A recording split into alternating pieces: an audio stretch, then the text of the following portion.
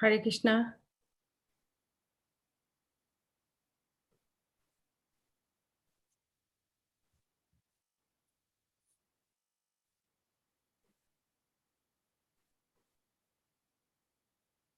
Hare Krishna, Mataji. Hare Krishna.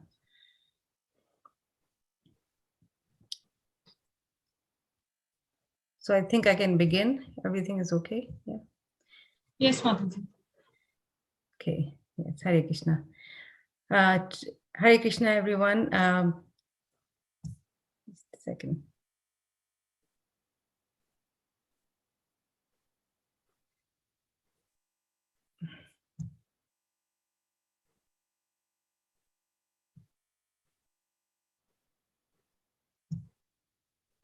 Shall I start sharing, Mataji? No, not as yet. Okay. So Hare Krishna, everyone. And I'm not sure whether we have it right here. All of you can hear us? Rati Kelly Mataji, Sham Rupini Mataji. Yes, Mataji. We can hear you. Okay, thank you. Because today Radhika Mataji is not here. So here, Rati Preshta Mataji is going to be doing that part today. And she is here with us. Rati Preshta Mataji is from Delhi. And you may be familiar, all of you, with her because she's been putting up, Radhika Mataji has been sharing some certain videos and that she has been working on with her children and with other children. So today I will begin with our last chapter of this Canto 1. So a little summary of the last chapter. So in the previous chapter, where Parikshit Maharaj was cursed by the Brahman boy, we saw something very unfortunate occur. And that unfortunate occurrence was the cursing of Maharaj Parikshit. And we heard three different explanations of this. One, it was Kali who had influenced this Brahman boy. Two, it showed the pride of the Brahmanas. And three, due to the fault of Parikshit Maharaj, because he inappropriately acted towards Shamak Rishi. But ultimately, we heard that this pastime was a desire of Krishna. He wanted something to be done. So which of the three was it? Ultimately, the final word is Krishna's desire. But we have to understand that from the other 3 points, we drew out different lessons and understood different philosophical points, which will improve our own behavior. In other words, it was ultimately Krishna's desire, but the other 3 reasons is important because from these 3 reasons, why Parikshit Maharaj was cursed by the Brahman boy, we drew out different lessons and different points, philosophical points, which is going to be very instructive, which was and which is going to be very instructive for us. In other words, we can be beware of pride. We should understand the mutual dependence of the Brahmanical class upon the Kshatriyas. These 2 things was very, very clearly, depicted, right? That how pride can ruin everything. And in terms of the second one, in terms of the mutual dependence of the Brahmanical class upon the Kshatriyas, we understand that without the organizers, Kshatriyas of the society, just to have the head with ideas, principles, it really practically is not going to be possible. There has to be respect in the Varna Ashram system between the Brahmanas and Kshatriyas. And in the 3rd canto, we see that when Manu meets the sage Karda Muni, how much respect they had for each other. So this is very important in the proper functioning of society. It is that when people respect each other for each other's contribution, no one person can do everything. Right? We see that in ISKCON, how Krishna consciousness the mission of Krishna consciousness can only be spread when everybody cooperate with each other, right? Even Prabhupada said that you can show my love, you can show your love to me by the way you cooperate with each other. So in Vedic civilization, like Lord Chaitanya said, we see the good in others. There's a beautiful verse in the Shishastika, Trinadapi sunichena, tarorapi sahisuna, amani namana dena, kirtanya sadahari. Even though the Brahmanas are in a higher position, still, as soon as pride enters, everything is ruined. So Maharaj Vena was a Kshatriya, for example, that was in the 4th canto. When Maharaj Vena, he was a Kshatriya king, and he was very, very proud. He was the father of Prithu Maharaj, and he was the son of King Anga, who was such a great devotee of the Lord. Yet, for some reason, for Krishna's plan, he became a very, very mean and very, very horrible king. So in the same way, when a mercantile person thinks, when a Vaishya thinks that, look at these Brahmanas and these Kshatriyas, if they need anything, they come to me. So in other words, all these different social orders have to work together harmoniously together. So if the Brahmana becomes proud, we saw this in that situation in the last chapter. When a Kshatriya becomes proud, we saw that in the situation of Maharaj Vena.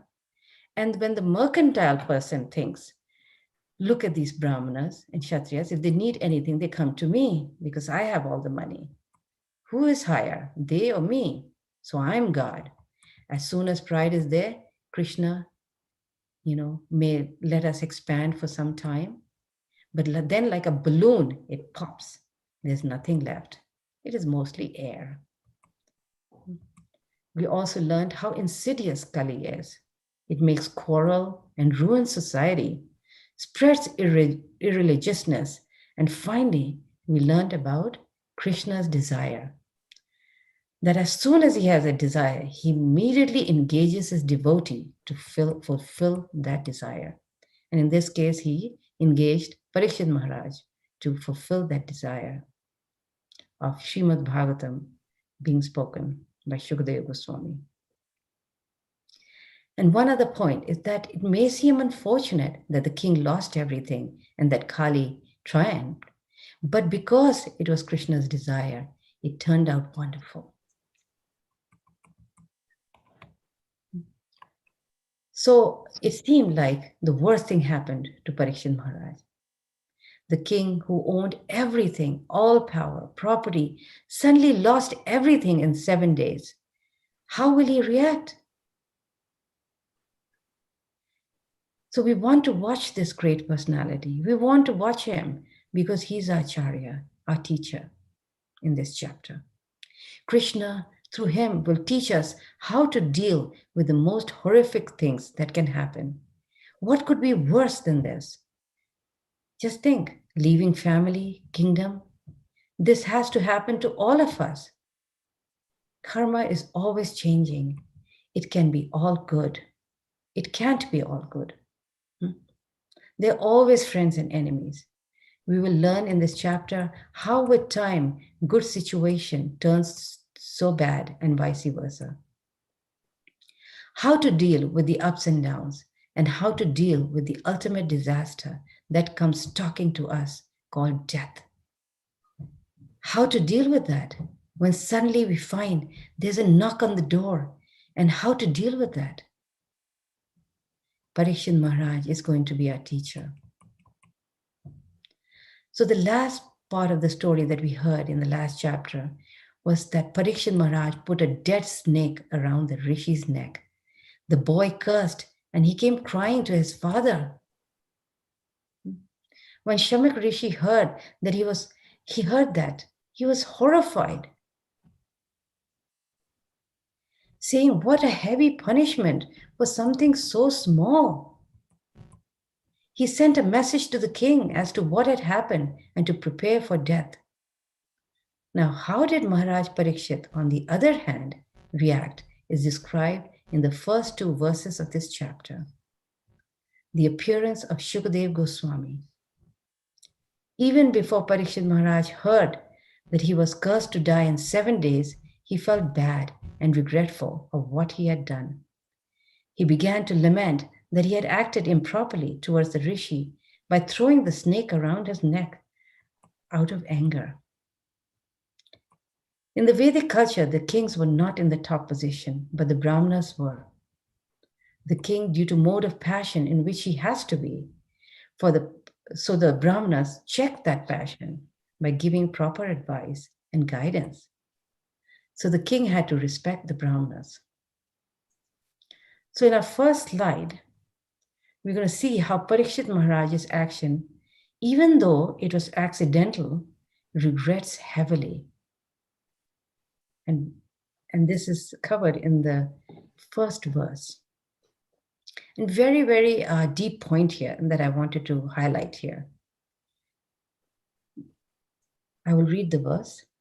Shri Shuka Sutta Goswami said, while returning home, the king, Maharaj Parikshit, felt that the act he had committed against the faultless and powerful Brahmana was heinous and uncivilized.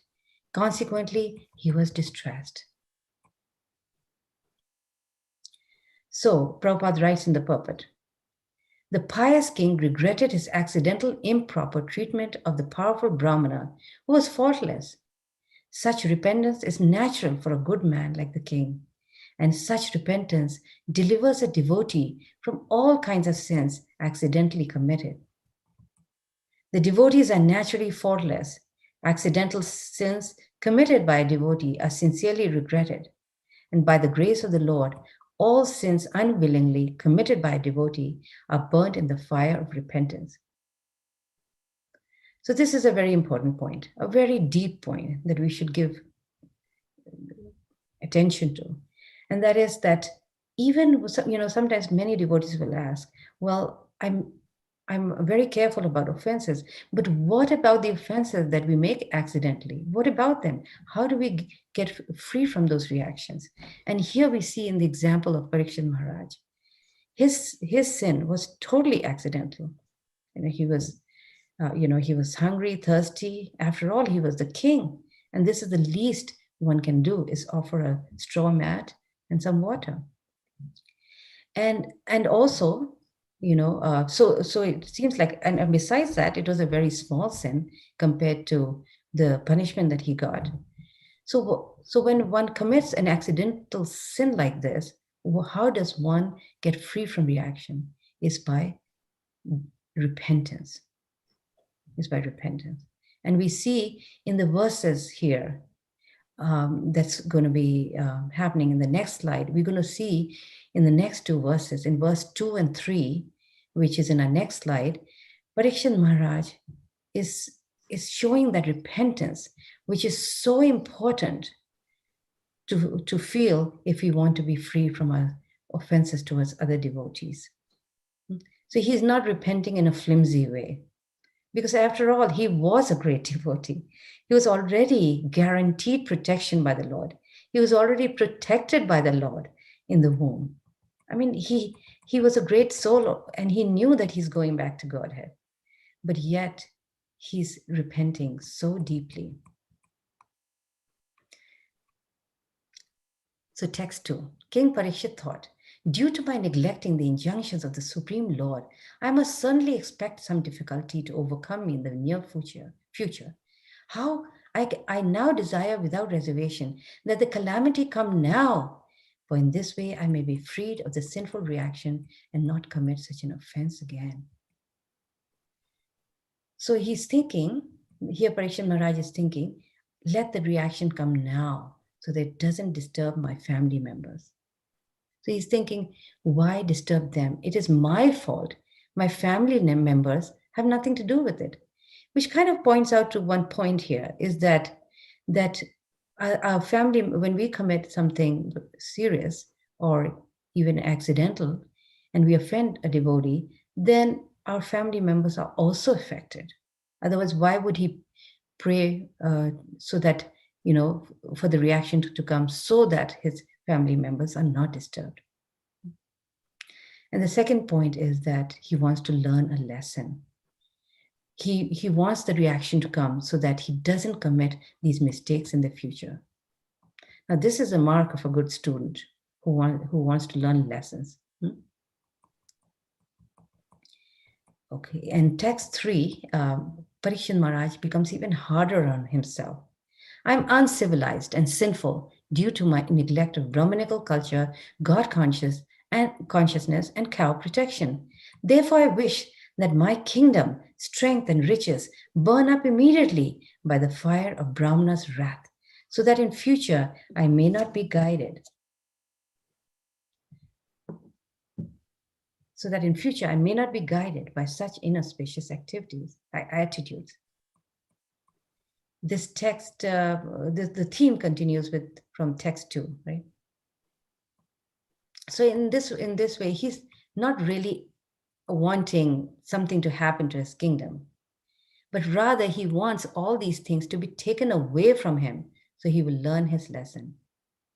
Now this was before he found out about the curse. Imagine, he hadn't even heard about the curse. So Prabhupada writes a very important point is that where wealth and strength are not engaged in the advancement of Brahmanical culture, God consciousness, and cow protection, the state and home are surely doomed by providence. If we want peace and prosperity in the world, we should take lessons from this verse. Every state and every home must endeavor to advance the cause of Brahmanical culture for self-purification, God consciousness, for self-realization, and cow protection, for getting sufficient milk and best food to continue a perfect civilization. Very important point. Prabhupada writes this theme, this point in many, many purports, how if a society is not following Brahmanical culture, it is guaranteed that that society will fall down, will go down, even though it may be it's just a matter of time, just a matter of time. So in next slide, the king receives news of his impending death and he welcomes it. So in text 4, while the king was thus repenting, he received news of his imminent death, which would be due to the bite of a snake bird, occasioned by the curse spoken by the sage's son. The king accepted this as good news, for it would be the cause of his indifference towards worldly things. Imagine what consciousness. So here Prabhupada is writing he explains in the purport that how when we have these opulences such as wealth, fame, learning, they can actually become impediments in our life. Because as long as we are attached to anything material, that keeps us in this material world. It's very simple. So he was thinking that this is good, that my kingdom will be taken away. My fame will be taken away. In other words, I'm cursed. Right? So he's seeing this as the mercy of Krishna. He's seeing it as the mercy of Krishna. And so he's thinking that I will give up all these insignificant attachments. Now just think how deep one's realization has to be to think like this. It's not easily done or said. So the time of death will test each and every one of us. And it is no joke in the sense that it is a very serious one. And there's no bluffing on this one. You know how when in college, students don't want to do their work, they're lazy in doing their assignments. So they try different tricks. There are 3 things a bad student will try. You just, if you've been given an essay or something, you just write a lot more, right? You fill up the pages and the teacher will think that you know a lot. In others, make the teacher tired. And then there may be also the teacher in all the garbage that the student writes, there will be something that will be of value. In other words, the papers that feel heavy, they get better marks, and the lighter ones get lesser marks, right? Of course, a smart teacher can see through it. But this is how the student thinks he can bluff the teacher. But the test that's given at the time of death, there's no bluff, because whatever our consciousness is at the time of death will result in a next birth. So Parikshit Maharaj truly thought that this was good for me, that I have lost everything material. This is the thinking and action of an intelligent person.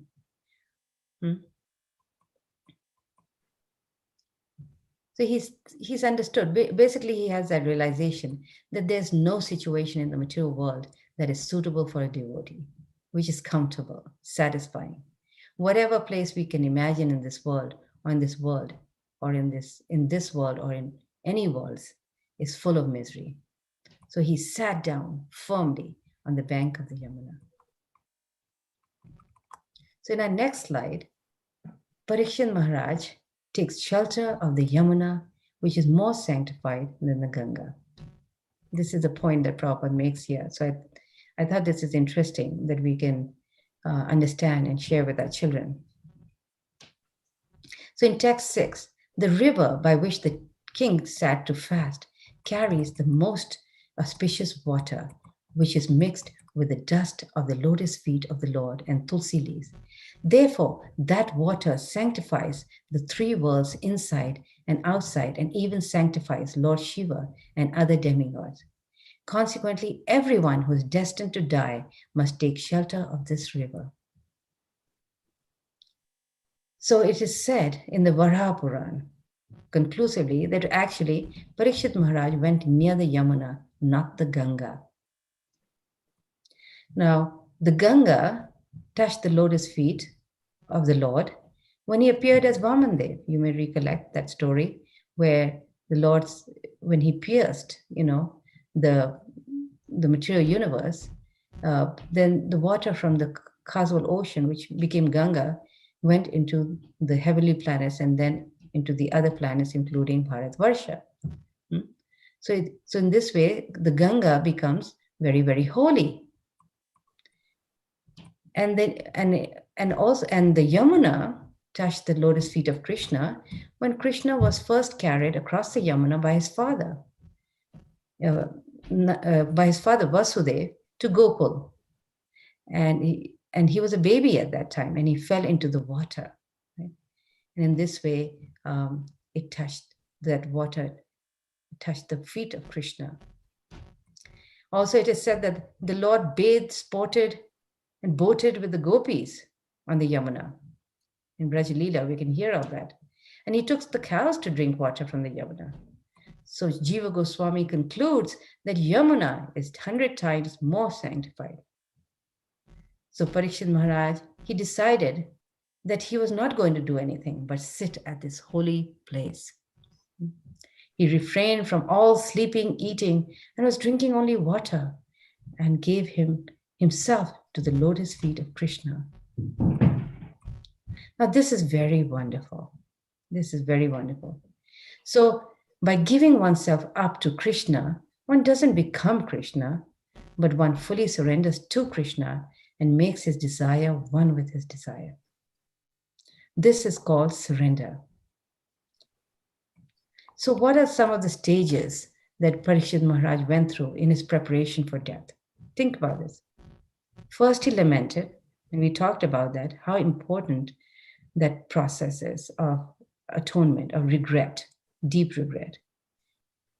Second, it's not like he stayed at that platform. He became very detached from the world of matter. Third, he took shelter of the Lord, the most important one. So if someone is detached, he can walk through anything without being affected. So in this way, a devotee, when he acts in this material world, there is no reaction because Krishna works through him. This is wonderful. This consciousness comes when one has deep devotion to Krishna.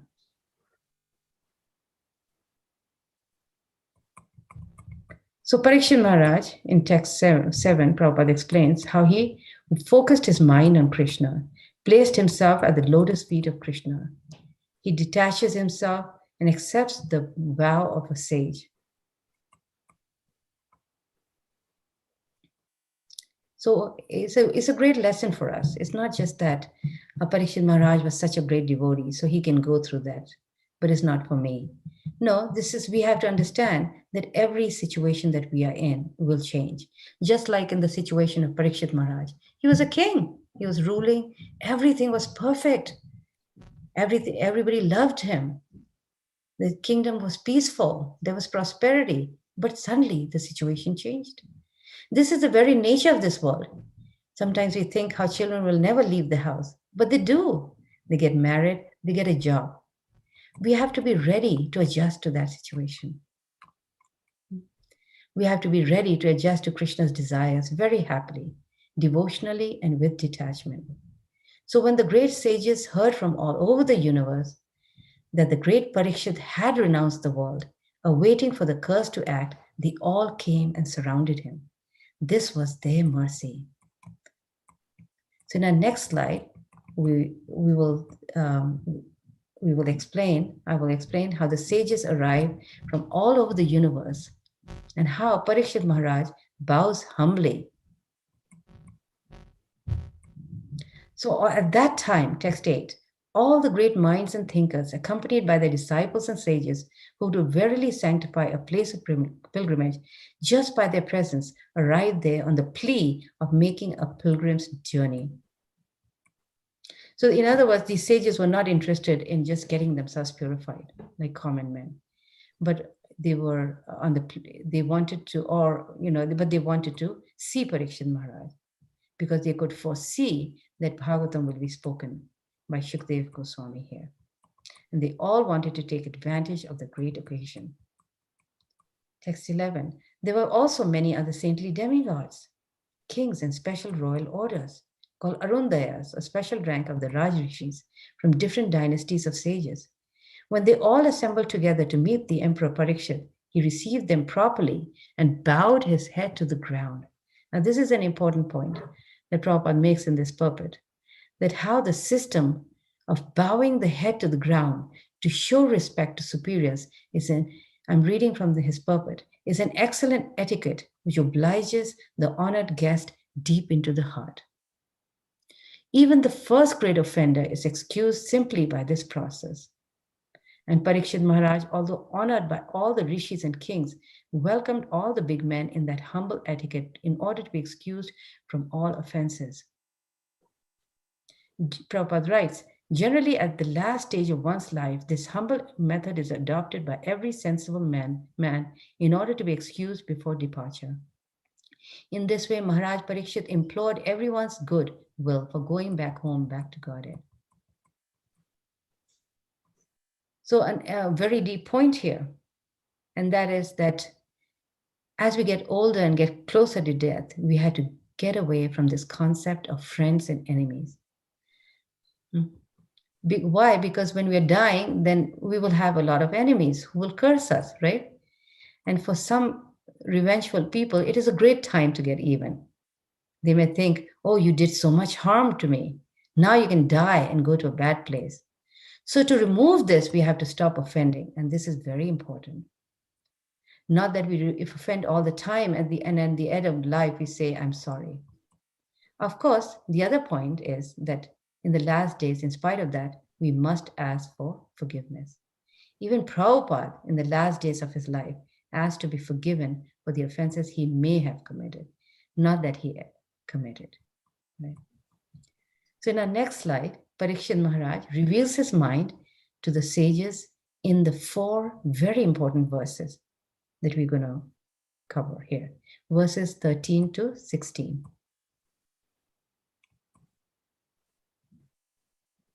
So here, Parikshit Maharaj is revealing his mind to the sages. What is he saying?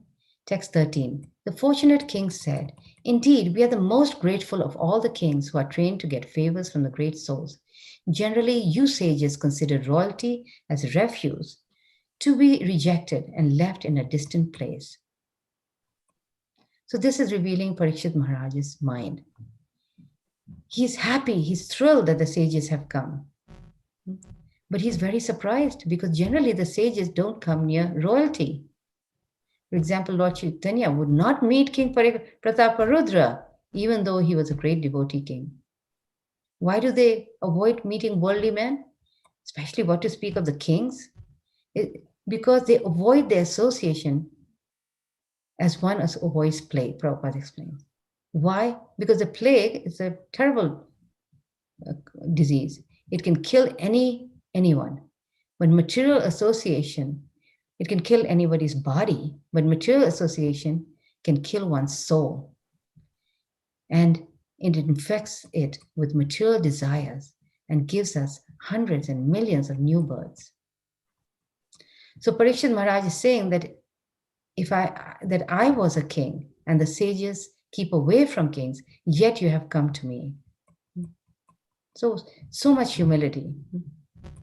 And then, of course, and even that, he's thinking that they have come not for me, but because of the affection for his forefathers, the Pandavas.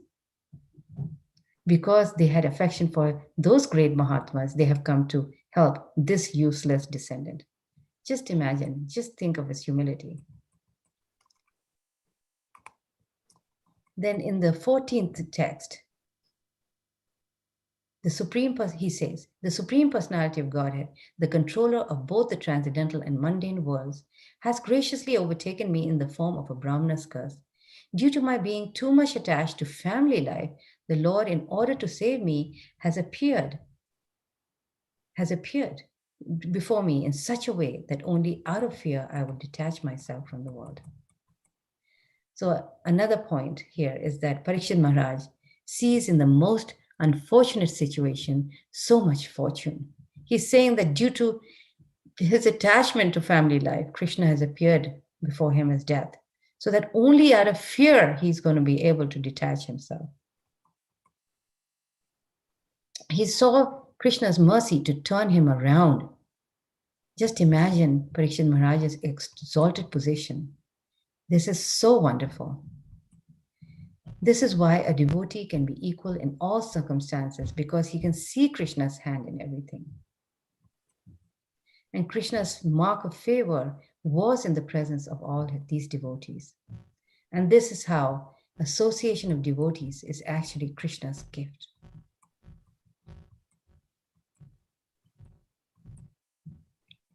In text 16, again, offering obeisances unto all you Brahmanas, I pray that if I should take my birth in the material world, I will have complete attachment to the unlimited Lord Krishna, association with his devotees, and friendly relations with all living beings. So again, it shows his humility, that he's thinking just that he may take birth again and not go back to the spiritual world.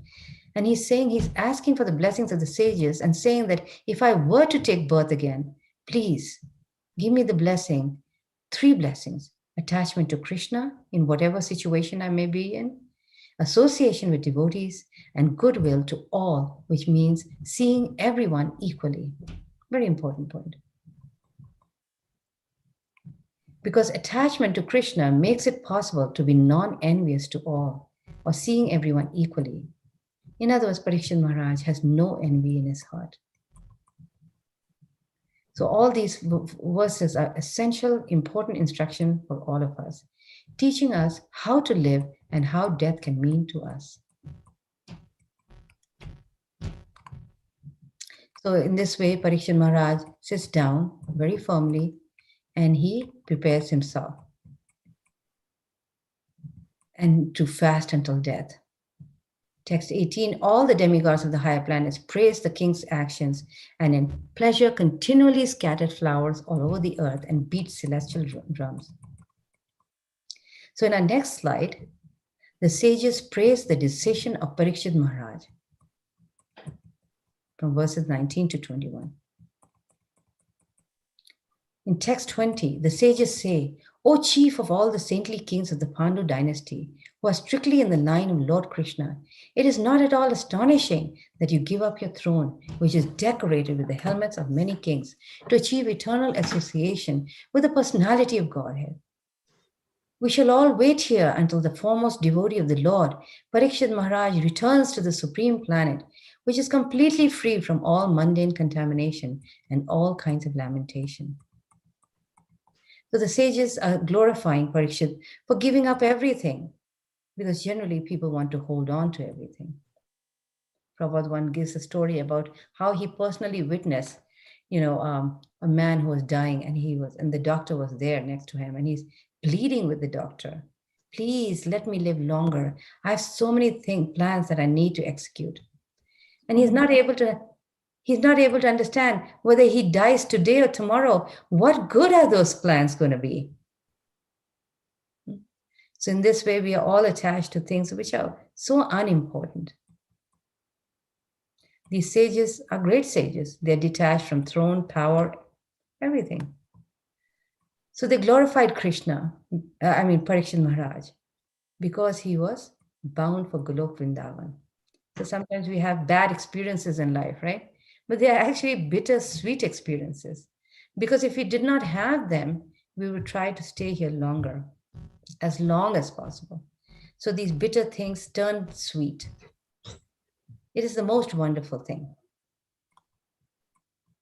So now Prabhupada, in this purport, he quotes Prahlad Maharaj, how he also prayed to Lord Nrsimhadev, saying that when Lord Nrsimhadev was wanting to give him benediction, he says, don't give me any material benedictions because I've already been crushed in material life.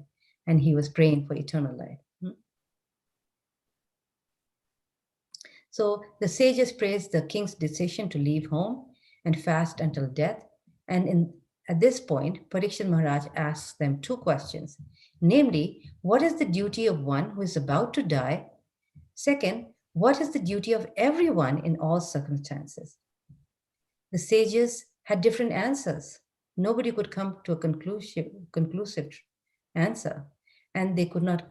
And so at that moment, Shukadeva Goswami enters the assembly. And there are some beautiful verses describing his transcendental appearance. So in our next slide, we will hear Parikshit Maharaj's glorification of this great personality. Shukadeva Goswami arrives at the bank of the Ganges. Parikshit glorifies him. So here, there's a description of how Shukadeva Goswami was followed by all the young boys and women, and they were ridiculing him because he was not dressed well. He wasn't dressed at all. In fact, he was naked. And in this way, as soon as he came there at the scene, they ran away because they saw everybody rise from their seats. And Shukadeva Goswami takes his exalted seat. Text 30.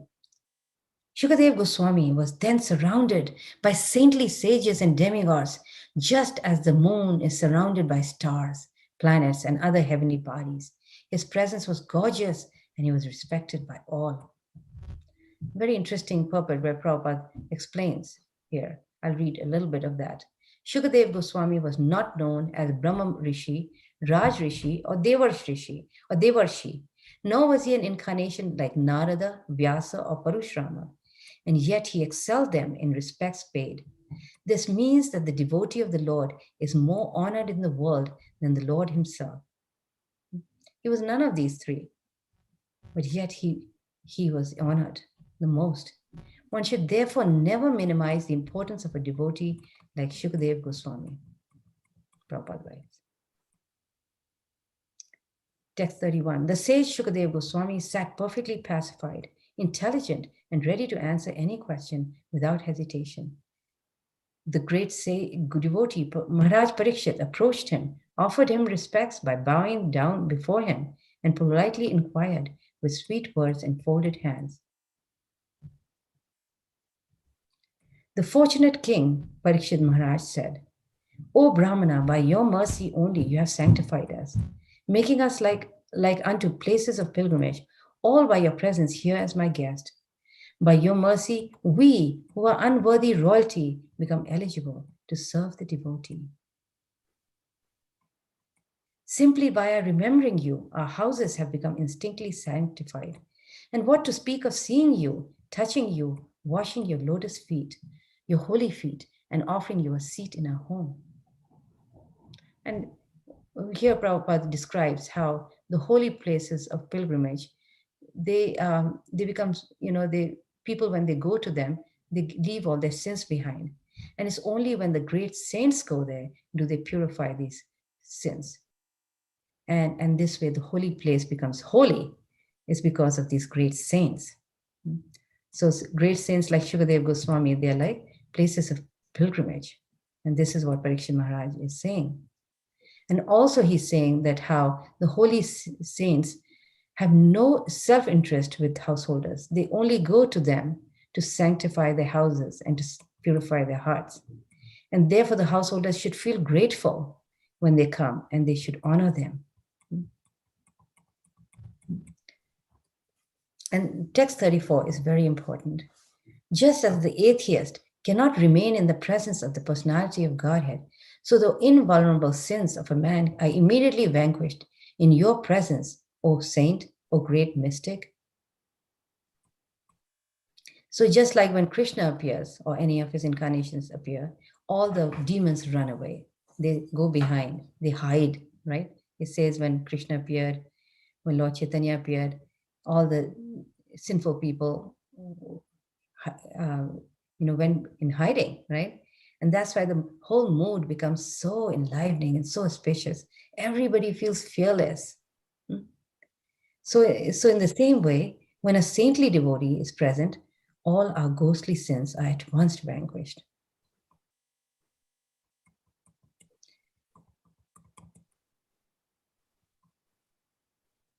So there's a few more verses highlighting, glorifying Sutta Goswami. And here in the last verse of this section, Parikshit Maharaj says, otherwise, how, without being inspired by Lord Krishna, how is it that you have voluntarily appeared here? Although you are moving incognito to the common man and are not visible to us who are on the verge of death. So in this point, Prabhupada explains that how when a particular soul is very eager, the Lord at once sends his bona fide disciple, to give instruction. Also in one verse that I missed, where Parikshit Maharaj is glorifying that how the Lord, because he was the sons of Pandu, King Pandu was so dear to him, he's come to him just to please them, to please the sons of King Pandu, his grandfathers, the Pandavas, right? So in that point, in that purport, Prabhupada makes a very important point that when we become devotees, Krishna automatically gives protection to his family member, to our family members. So this is one thing. Sometimes we find that how our family members are not devotees, and we think, how is this going to work? And we love them dearly, right? So here's a guarantee that Prabhupada is making here, that when we do devotional service, our family members are automatically benefit. I remember in my own story of how my father, when he passed away, he was in India, in Allahabad, and just out of the blue, it so happened that my son was in Mayapur, and he took that train to visit my father on the way back to another city, to Jaipur, where my in-laws were.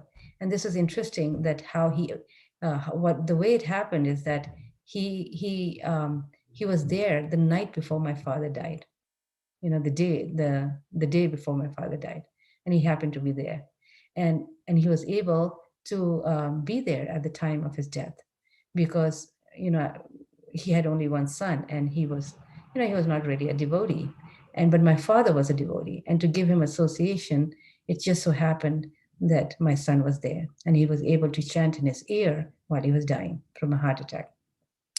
And this was just so something that happened so out of the blue, something that we hadn't envisioned. And this death was very sudden. He had no previous history of heart attack or anything. So, I had that personal realization that how Krishna helps his devotee, even ordinary devotees. Krishna takes that vow that when we surrender to the Lord, when we try to surrender to the Lord, Krishna gives us the assurance that we really don't have to worry about our family members.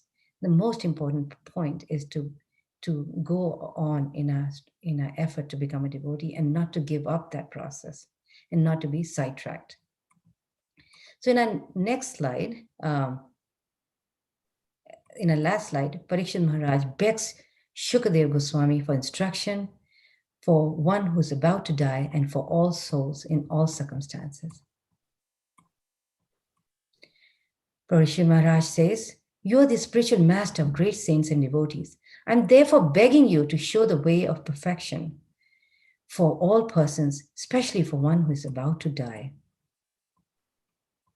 So here Prabhupada highlights this very important point that he actually makes in several purposes: the importance of approaching a spiritual master. We must take shelter of a spiritual master, and how important a spiritual master is. We shouldn't go to a spiritual master unless we are serious about getting out of this material world. In other words, spiritual master is not there as a decoration, so we can tell people how I have a guru. So how Prabhupada explains how Parikshit Maharaj is the right type of disciple, and Shukadev Goswami is the right type of spiritual master. And on basis of that, the Srimad Bhagavatam was spoken. So Parikshit Maharaj is asking, please let me know what a man should hear, chant, remember, and worship, and also what he should not do.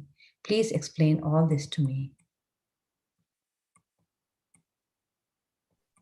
So the essence of this chapter is that death is coming to all of us, whether now or 50 years from now. And we may not be very fortunate, as fortunate to know when we are going to die, as Parikshit Maharaj was.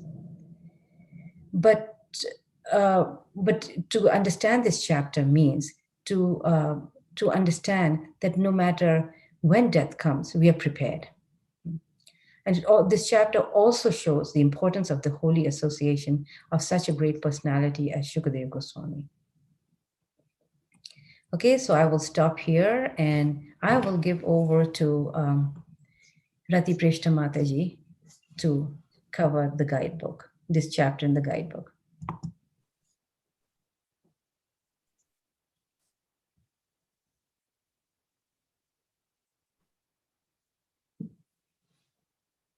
Hare Krishna, everybody.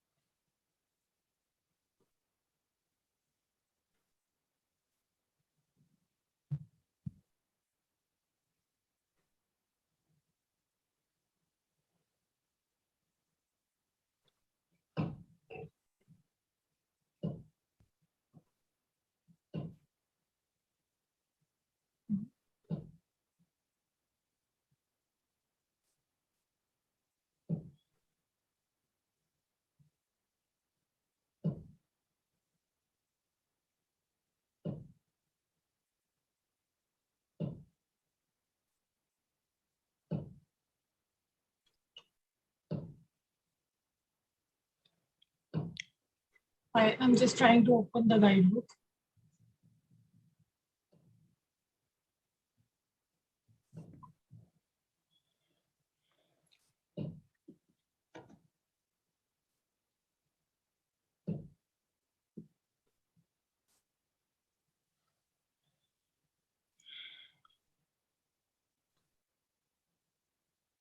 Yeah, it's here.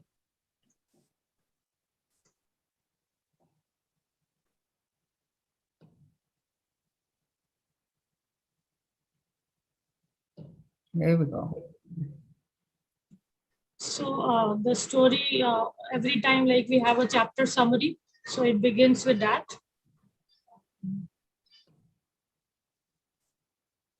So as King Parikshit was returning home from the forest, he was feeling extremely sorry for what he had just done. Just because he wanted some water and didn't get any, he had put a dead snake on the shoulder of Samika Rishi. Why did I do such a horrible, uncivilized thing? Thought the king. That won't make Lord Krishna happy. I am sure I'll get into some trouble for this sinful action. So this way, the chapter summary is always in a interactive tone, and it encourages children to take part in the story as a play or a drama happening in their, meaning they can visualize the entire story happening in front of their eyes. It is so interactive mode. So it goes on like this. And then we have key messages wherein different themes are given and the reference verses are given. these key messages are not are not just important for children to understand, but even for us. It gives a very systematic presentation of entire chapter, and the references are given, which may not be it is not always that verses 2 and 3, like for example, are given in the beginning, and then uh, 13 14 comes in middle also, then again 11 12 come towards the end. So they are presented systematically, theme wise, the important verses which we can refer to, and our kids can also take benefit of it. Then this very nice activity of sequence of event, wherein there are 6 play cards, kind of children can make these small play cards, and they can either write these sentences, or they can also draw some figures and draw some pictures of the events, and then they can jumble up the cards and then try and arrange them in the correct order and see who can do it fastest. So it creates a kind of competition. Small a minute can be assigned, or everybody can do it, and let's see who does it fast. So this is a very interesting activity which can give children an idea of the sequence of events. And then related verses. It is very interesting that almost every chapter has some related verses to it give reference to Bhagavad Gita as well as Bhagavatam, and very clearly it mentions that the purpose is not just giving these verses and letting children memorize them just as a mental exercise, but it also emphasizes that children should actually understand these verses and remember Krishna while reciting these verses. It gives techniques also to how children can do them as a fun exercise and then still remember Krishna and learn these verses.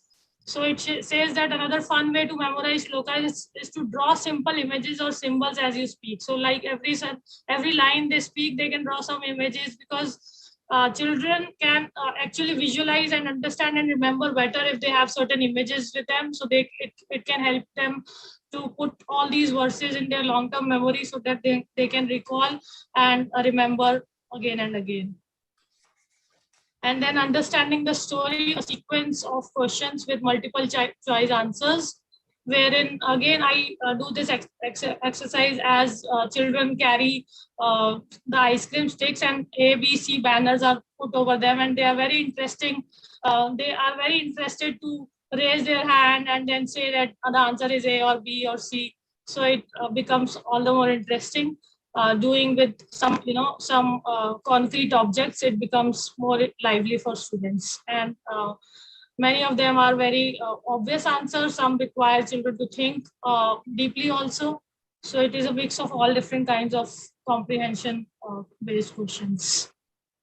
And then we have these higher thinking questions, which actually are very reflective kind of questions. They help students to understand and introspect and go deep into the chapter, the understanding that they are getting out of the chapter. In fact, what I do is I read these higher thinking questions in advance, and I mark the with reference to the text, I mark and write in pencil in Srimad Bhagavatam only in the corner. And then when students are reading out the verses, we take them as as clues, and children are actually thinking upon these questions and then reflecting in such a wonderful manner. Meaning, it is sometimes it comes as a surprise that small children of 7-8 years old can think so deep. But if these kind of questions can actually help their thought process, and they can go much deep into the philosophy. And then we have these fun activities with a lot of drawing, acting, linguistic skills, with a lot of fun also. So one is Sunday feast lecture. They need to prepare. The topic is very interesting: 7 days to live. So if you think everybody has 7 days only to live, and then if children can prepare a persuasive lecture on this small lecture. It also shares that how good speech structure has to be formulated, with punchline, with some main idea, then further discussions, and then overall summary, ending with that main idea and a punchline. So this gives students a basic format of how to prepare a lecture. And then this practical devotional service aspect has also been added in terms of Tulsi care.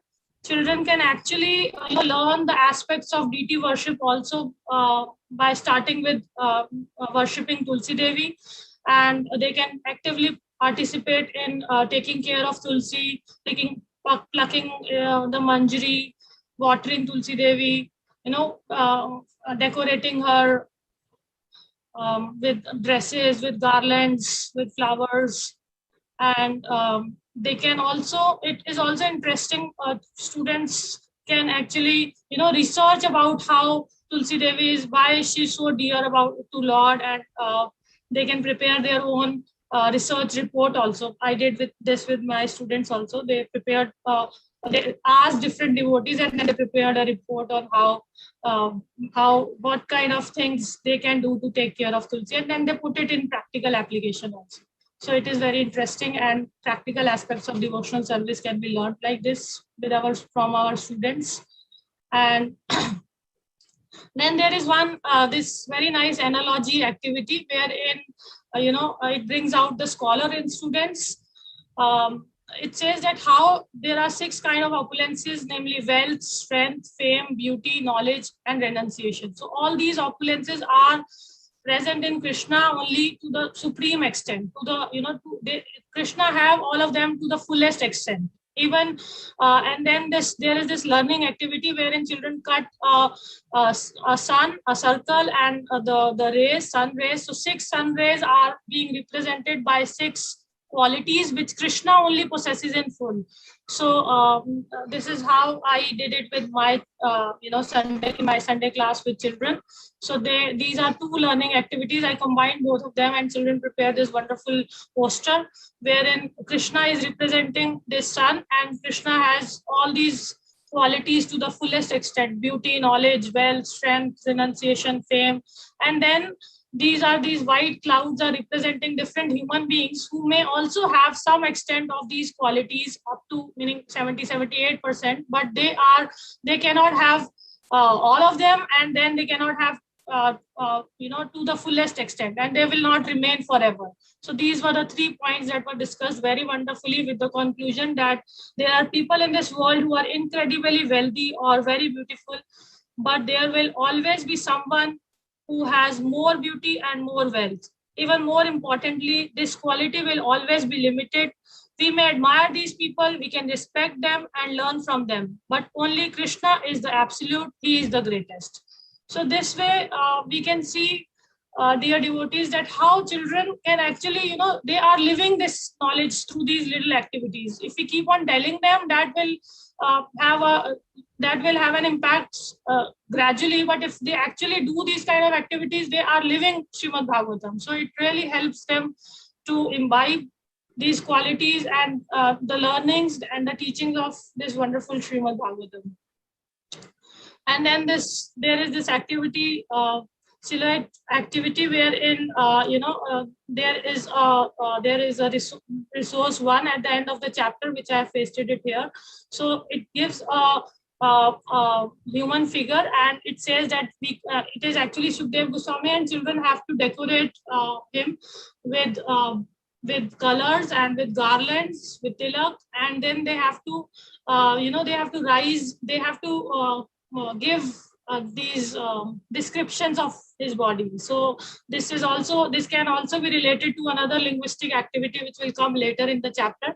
So they are they are saying raised ears, curly hairs, raised nose, attractive smile, broad chest, deep navel. So all these qualities are being highlighted in this activity.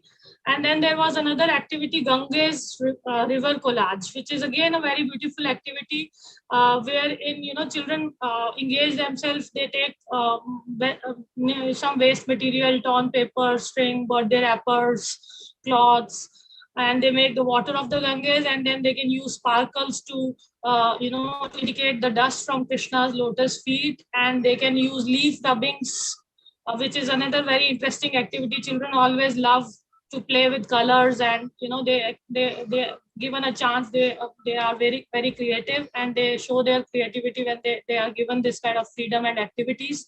So they can do leaf rubbings to show Tulsi at the lotus feet of Krishna, and this way they can prepare a wonderful Mother Ganga river collage. And then there was another activity, create a Vyasasana. Both my daughters actually did this activity out of fun, and they took thermocol, cardboard, and and this velvet paper and lace. All these four things, they decorated it, they cut the cardboard, and then they pasted the lace, and they prepared this wonderful Vyasasana, and they actually they put it on the altar, and now Prabhupada is sitting on this Vyasasana in our altar. So I was so happy that they engaged in this activity. And then there are critical thinking activities which bring out the spiritual investigator in us.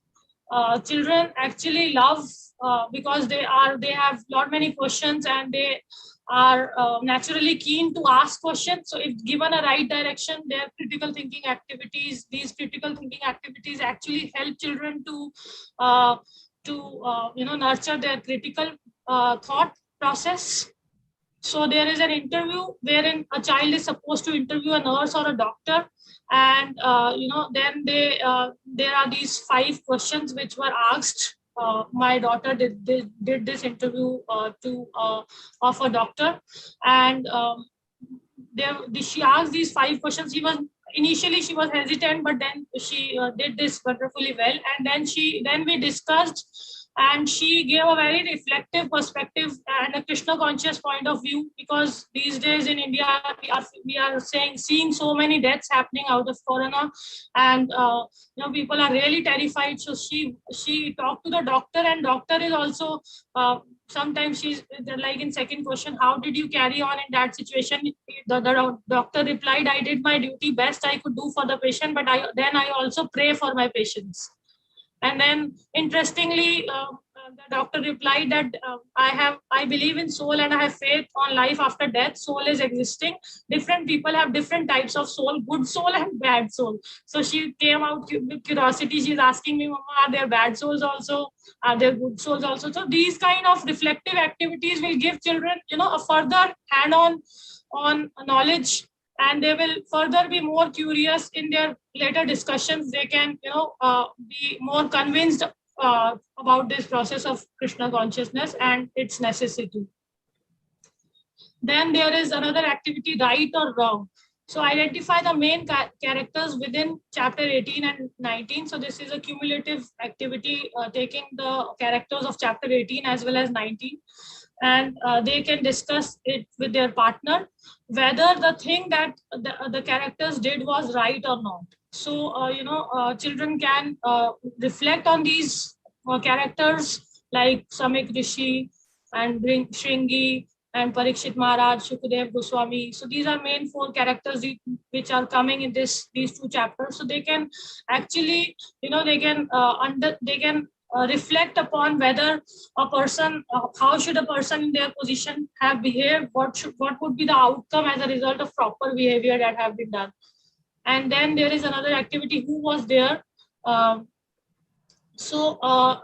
This activity talks about, in text, in purport to text 10, Prabhupada has given names of various personalities and various sages who came when Parikshit Maharaj went, to fast until death on the bank of river Ganges. So out of any the personalities that Prabhupada has mentioned, out of any of them, children can choose any 4, and then find interesting facts about those personalities, like Vishwamitra Muni came, and Devala Rishi came, other sages. So children can find, in purport also Prabhupada has given an elaborate description of those sages, so children can find more about such personalities. Then there are certain introspective activities, again very nice way to bring about a reflective understanding in children's children's mind.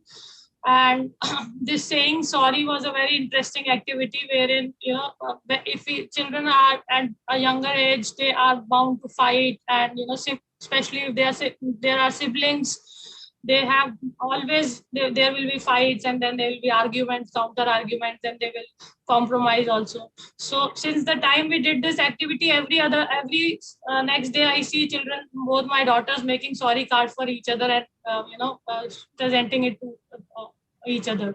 So this is another interesting way wherein children are at least realizing that they have done something wrong, and there is a need to say sorry or seek forgiveness when we hurt somebody's sentiments, particularly devotees. So this is a very interesting activity. And then write Dear Diary, wherein children have to imagine that they are Maharaj Parikshit, and then they will give a entire description about what are the feelings that Parikshit Maharaj must have been going through. They can also use a sequence of events that the chapter activity began with, and then they can think of how actually imagine themselves as Parikshit Maharaj, and uh, what kind of feelings Parikshit Maharaj must have been going while when he was cursed. How did he accepted that curse? Then when he met Sukhdev Goswami, so what are the kind of feelings that were coming into his mind? Children can write a descriptive account of it. Then what should I do? Another interesting reflective introspective activity, wherein children are supposed to think of some situation in the life wherein something bad has happened, or something things have not turned out as they expected. So children have when I asked my students, they had a lot of reactions on this activity. Some of them said that when I was locked inside the room once and I could not open the bolt. So one girl said that when I got lost in the market. Some of them even said when my sibling hit me hard. So these they consider them as these things. One child also said that when I lost my grandmother. So these are some some news or some unexpected things that may happen in children, that keep on happening in children's life, and then they can reflect upon how did they reacted, and how could they have used those turn of events to actually remember Krishna and become more close to Krishna.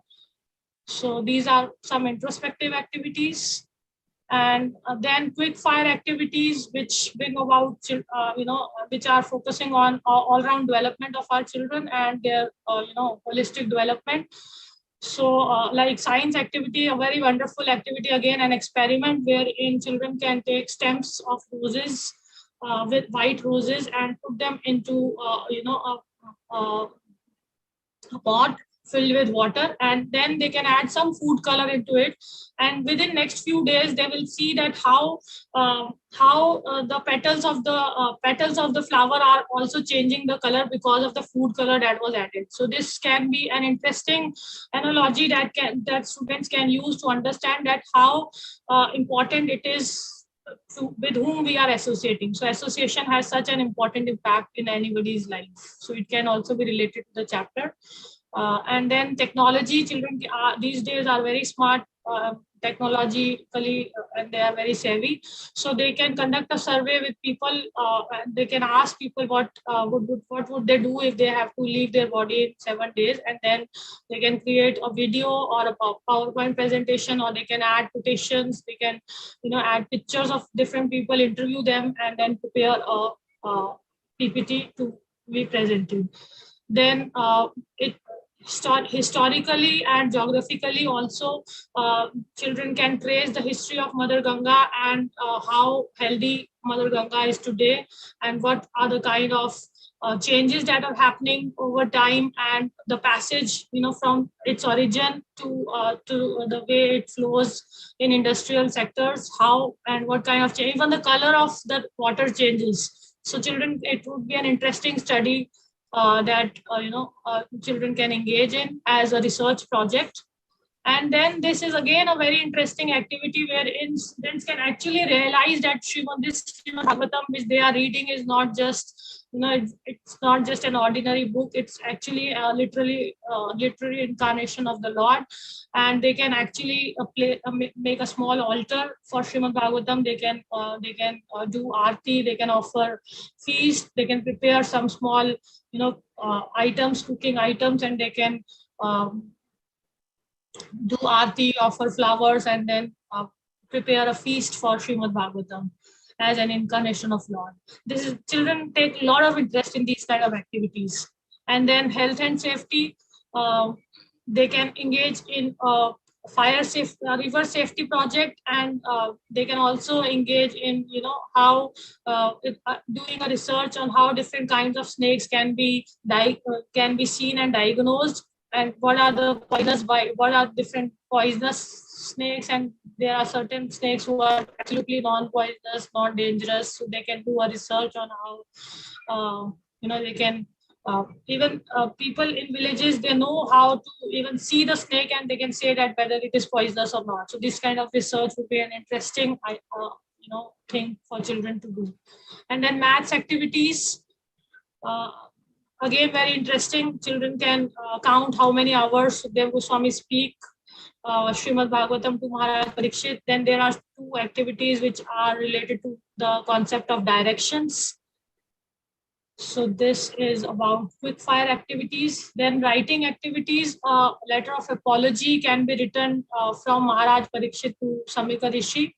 So this will bring about creative writing in our children. And then this is report writing, wherein they can write an article, a report about what has happened to Maharaj Parikshit. So it has to be written in the proper format, the way report has to be written. And then finally, this is another interesting writing activity called book review. Now that we have ended, we are on the last chapter of first canto of Srimad Bhagavatam. So they can actually engage in book review of Srimad Bhagavatam, on the given, these are some given guidelines and in form of questions, wherein children can use these guidelines to write a book review.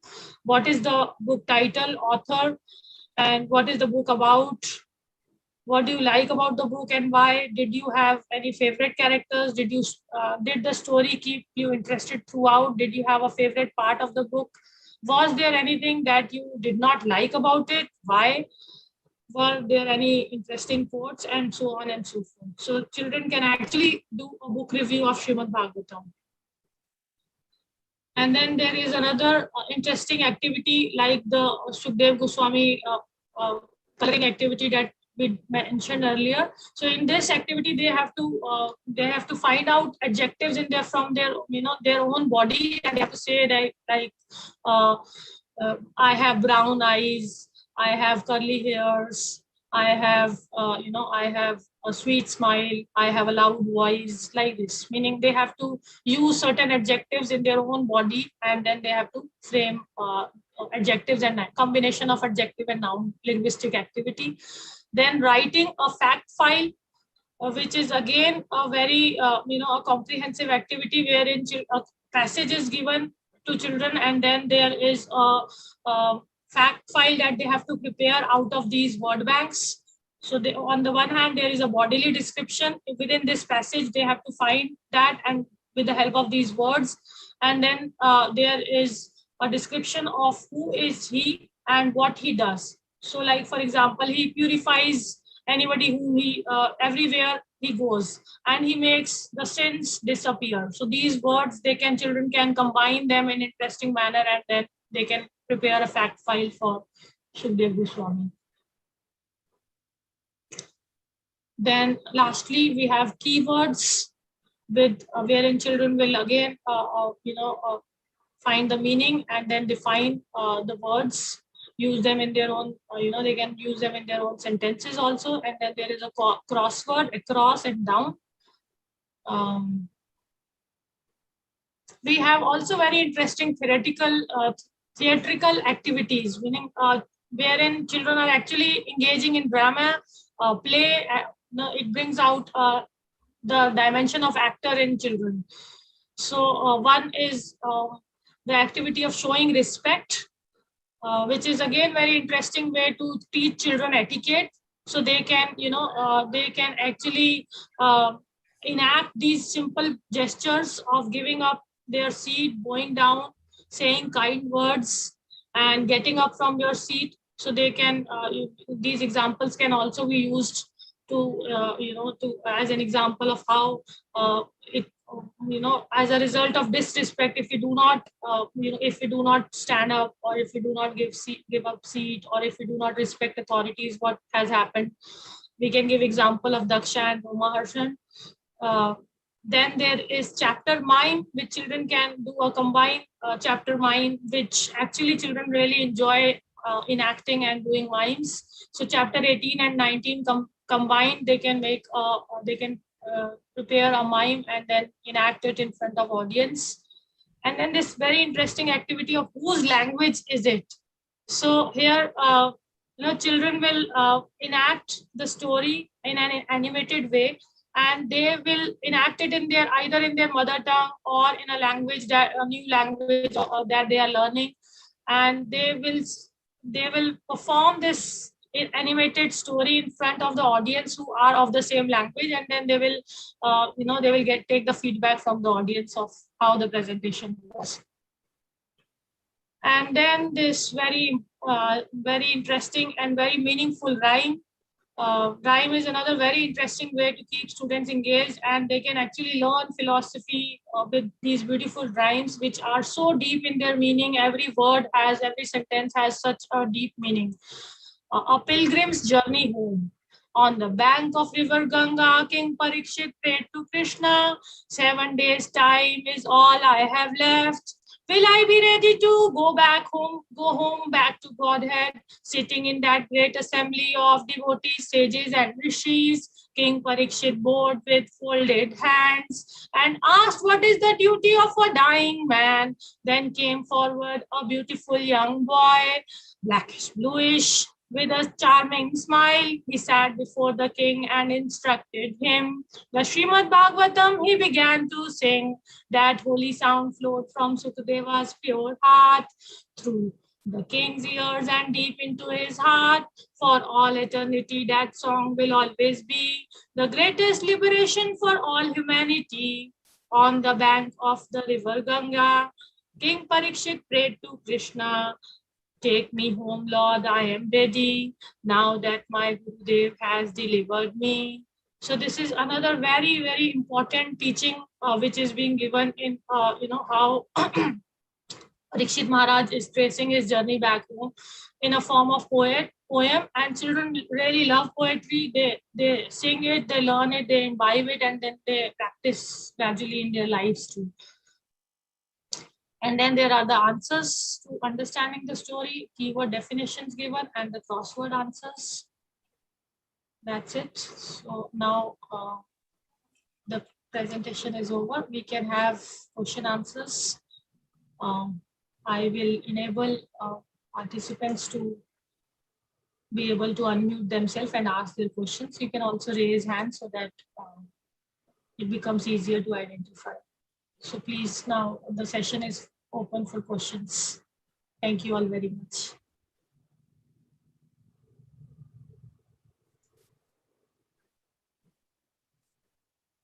You can now unmute themselves. Adi Gorangi Mataji.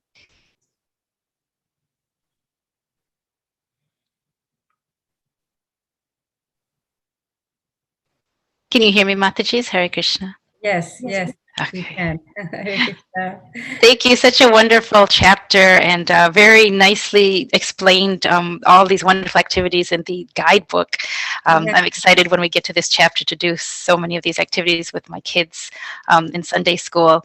I had a quick question, Mataji. I'm not familiar with the terms, and I'm sorry if I mispronounce Brahma Rishi, Raja Rishi, and Deva Rishi. What is the meaning of these three terms, if you can explain, please? Yes, yes. Yeah, definitely. Yeah, let me get to that. Just give me 1 second. Yeah. What verse was that? I think 30, Mataji. Okay.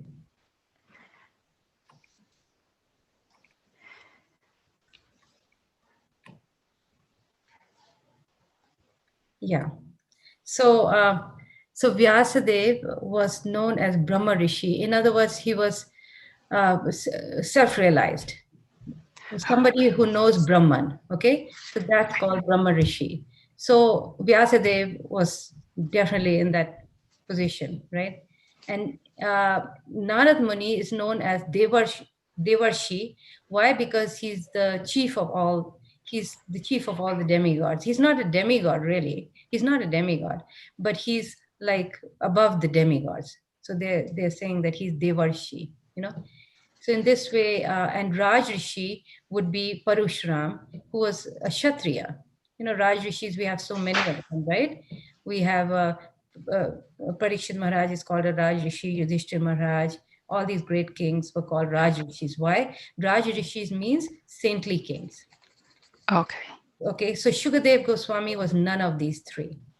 And so he was none of these. He was simply a devotee, a pure devotee, yet he excelled them all in the way the respect was paid. They were all, even his own father, Vyasadeva was there, who's known as Brahma Rishi, and Narad Muni was there. These were very exalted souls. And Parushuram was none other than an incarnation of the Lord as well as Vyasadeva. Yet he excelled them all. Even they stood up. Even his father stood up when he came in. So that's why the position of the devotee is so great. Yeah. We should never, and therefore the lesson we learn, we should never minimize. Good question. Okay. Thank you, Mataji. Yes. Hare Krishna. Hare Krishna.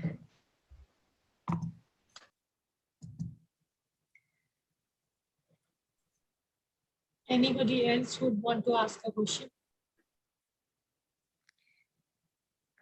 I know we are past the time, so sorry about that, but I did want to say that Rati Preshta Mataji did such a wonderful job in explaining the activities and so nicely with so much feeling. Thank you, Rati. Thank you, Mataji. Rati Keli Mataji has a question. We can unmute her. Hare Krishna. Thank you, Mataji. Hare Krishna. I want to second what Arudha Mataji said. The presentation of the activities was so very inspiring. Thank you so much, Rati Preshta Mataji. About the chapter, Mataji, I had a question. There's this permeating theme of respect, which you were discussing from the beginning. Could you please explain a bit more about how we show respect to different personalities that we encounter in our lives? Some people we need to instruct even though we are junior to them, maybe by age or by any criteria, but we need to instruct them as part of our duty. In those cases, how do we demonstrate respect, or any other guidelines that you can advise when we are instructing our children? How do we teach them respect in a practical way? Thank you, Mataji. Yes, nice question. Very nice question.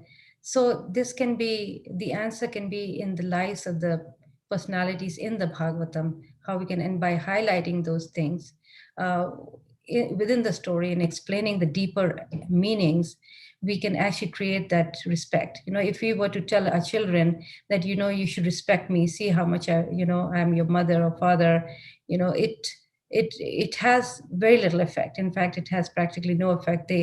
Because familiarity, there's so much familiarity, they cannot understand that why, I need to show respect. But when they learn from the Bhagavatam, from these stories, it's very, very different, right? Like just in this very story, we hear about Shukadeva Goswami, even though he's younger to all those present, yet the way he deals with them is shown clearly in his example when Shukadeva Goswami, I mean, in the way he treats, and that is given in the in the story where he greets, and I'm not sure, I think in this chapter, in the puppets, it's explained that how he actually greets each one of them. It's not like he just went and he sat there and say, okay, I'm the exalted personality. No, he actually greets each and every one of them by either embracing them or bowing their feet. So on his own side, if you have to deal with somebody and instruct somebody more senior, well, this is how we behave. Is that this opportunity has been given by Krishna, but not to make us proud, but to understand that Krishna is just simply using us as an instrument. And what to speak of those who are younger than us, that's very, it's again with an element of compassion. How do we teach those who are younger and lesser than us? Is through feeling of brotherhood, through compassion. And seeing people as servants of Krishna rather than somebody that we can lord over. To always keep that in mind, how everybody, whether they may be our own relatives, they're they're just servants of Krishna, and we are here to play that role of helping them further in their Krishna consciousness. Again, many stories in the Bhagavatam will highlight this, and which becomes a lot easier to instruct these children again and again. Krishna himself, how he behaved in such an exemplary way, the story of the Pandavas, but in particular Yudhishthira Maharaj and his humility, we see, and that we can see in the humility of Shukadev Goswami. What a amazing personality, where even though he was so exalted, but yet he was so humble that he, step by step, Prabhupada goes into depth of how to show his exemplary behavior. Thank you so much, Mataji. Yes. Mataji, we have another question from Archana Mataji. Okay. So, Hare Krishna, Mataji. Thank you so much for this explanation. It was very nice. Mataji, I just have one question on when you mentioned about how Srila Prabhupada writes about Ganga and Yamuna rivers. So basically, so although in the subsequent verses it is directly mentioned in the Sanskrit that it is Ganga, so Prabhupada still chose to describe how Yamuna is more powerful than Ganga. So how do we understand this in the correct perspective? We as devotees, we take Prabhupada's word as the ultimate. But when we discuss something like this with non-devotees, how do we bring about this? How do we understand these contradictions in the right perspective? Yeah, one way is not to emphasize that too much when it becomes a matter of technicalities without really making much of a spiritual, impact in a person's life. We don't make that as a point of contention, like something that we want to argue about. Just like, how many people will consider Vishnu as supreme. Whereas now this becomes a very sensitive point with many people, right? So we avoid that, and we avoid in the sense that we say, yes, there is no difference between Vishnu and Krishna. But among devotees, we know, and we can put points across, and if you have to explain it to a devotee, is different, right? Who's been surrendered, who's surrendering to this whole process, So it depends. So it's really not much difference between the two. And we shouldn't be very adamant on that point.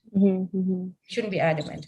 But we, as devotees, we understand that definitely Yamuna is, even above. Is higher than Ganga, just because, Krishna did engage himself in Yamuna. Yes, and Ganga is just very purifying as well. If you've been to Ganga, it's just, I grew up at the confluence of Ganga, Yamuna, and Saraswati. That's where Allahabad is, where they have the Kumbh Mela.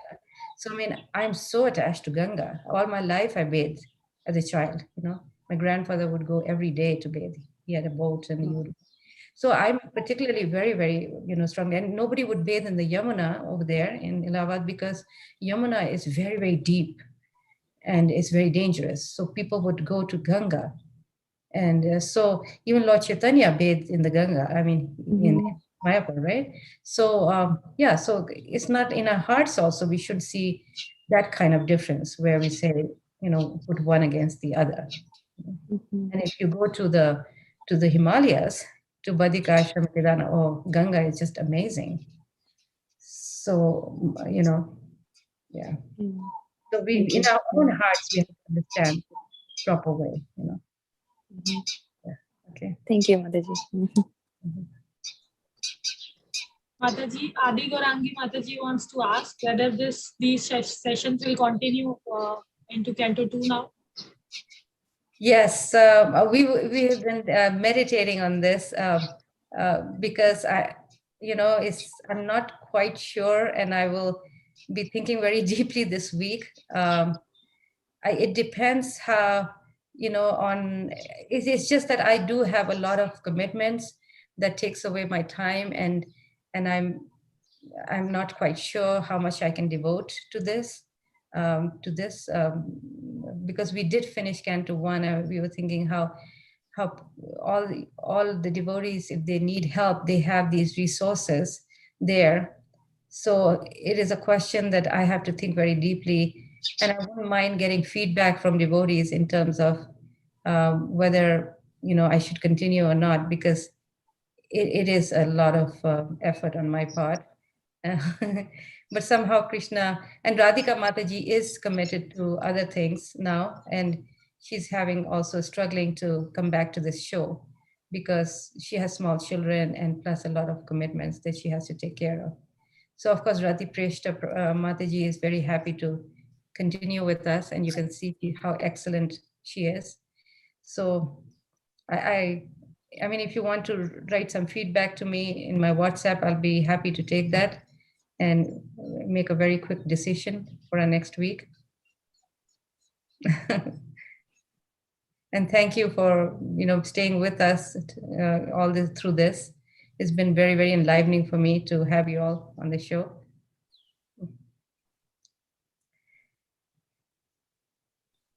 So Mataji, I think everybody would want you to continue. Well, yes, Mataji, please. I can't imagine waking up on a Saturday without this, This is really sweet of you, Archana. I know that this chapter, the value of these programs that we are trying to do is that even though parents and teachers, they cannot use it right away because they may not be on chapter 19, but over time, as they need it, they can get to it. So it's something that is like a resource when they do come to it, and that is that value I see over here very much. So so I will think about this, and definitely if I find time for this, I will continue. So I really have to think deeply about it. Thank you all so much for being with me and being such sincere parents, actually, for this for this show. Thank you. I think we've been over time. Thank you so much. Hare Krishna. Thank you so much, Mataji. Hare Krishna. Hare Krishna.